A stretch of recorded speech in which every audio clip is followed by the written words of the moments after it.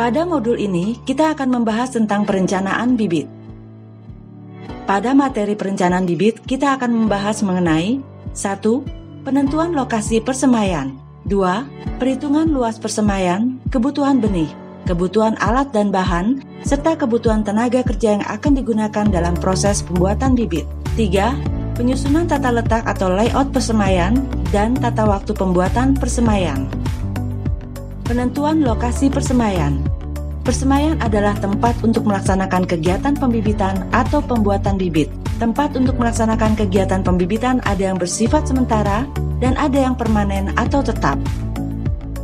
Persyaratan yang harus dipenuhi oleh lokasi yang akan dijadikan tempat untuk membuat persemaian antara lain, tempatnya landai atau dengan kelerengan tidak lebih dari 5%, tersedia air bersih dalam jumlah yang cukup sepanjang tahun, dekat jalan angkutan, tenaga mudah didapat, tidak berada pada pengaruh sumber hama, dan penyakit tanaman. Kondisi iklim tidak berbeda dengan daerah penanamannya nanti, serta tersedia cukup bahan media yang akan digunakan. Perhitungan luas persemaian, kebutuhan benih, kebutuhan alat dan bahan serta kebutuhan tenaga kerja yang akan digunakan dalam proses pembuatan bibit. Luas areal produksi bibit perlu diketahui untuk menentukan berapa luas persemaian yang harus dibuat dalam rangka memproduksi bibit dengan jumlah tertentu. Luas areal produksi bibit yang harus dipersiapkan ditentukan oleh jumlah kebutuhan bibit, jumlah bibit per meter persegi dalam bedeng sapih, serta presentasi hidup bibit di persemaian.